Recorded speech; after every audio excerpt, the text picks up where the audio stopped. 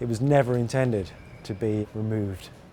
It was always meant to be site-specific and taken out after about 6 weeks. So now we've got the retrospective problem of trying to find a way, a mechanism, a scheme whereby we can actually successfully remove it without destroying the fabric of the work or compromising its integrity.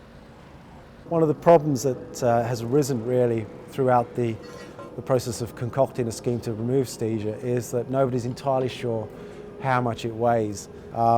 Conservative estimates started around 15, 16 tonne and worked their way up into the middle to high 20s. But no one really knows. Okay. Okay! Start pulling!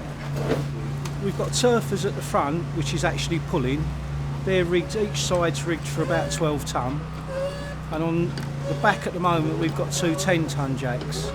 And the idea really is that the jacks are doing most of the work, but it's sort of equally distributed between them.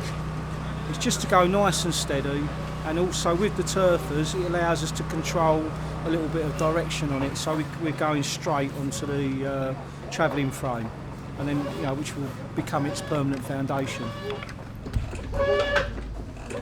50 tonne on the rear and 24 tonne on the front. So it's got to go somewhere. Yeah, don't move so quick, though. Don't move so quick. When we were thinking about the start of this process, it was an experiment, wasn't it? We were putting the liquid into this space and trying to imagine what might emerge from the other side of that process. And now, squeaking beneath our feet as it's sort of sliding away, which you can see. Crikey. We're trying to imagine how this might emerge. It's already got a legacy of being visited by, tens of thousands of people. It's got an integrity and value as a piece of work that people have perceived. The fact that it is seen to be a really great achievement on Roger's part and a great commission on the part of Artangel has definitely given some impetus to this sort of idea. So probably everybody thinks it's already gone. If it emerges successfully and we end up showing it again, it'll be a nice, interesting twist and a surprise, I suppose, for the life of the piece of work.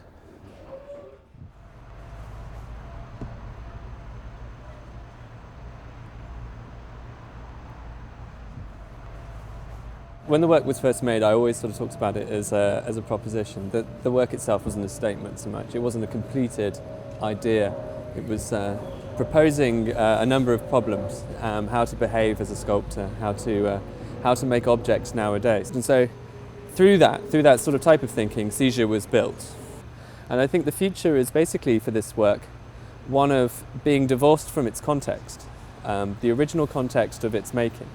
So Harper Road will be demolished, it will be history.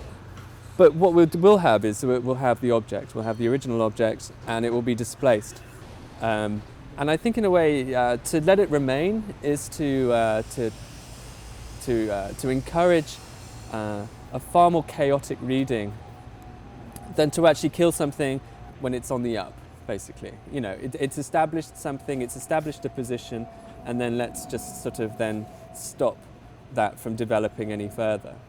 Whereas I wasn't a firm believer in that somehow. And it wasn't something that I stand by anyway. I think if you've got the option to persist, I think you should take it.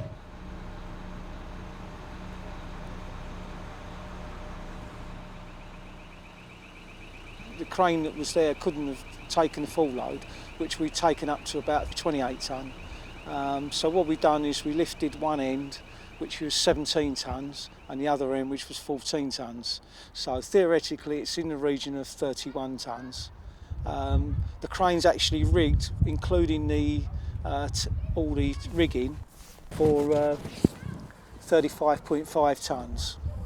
So as long as it's not exceeding 35.5 tonnes, we're okay.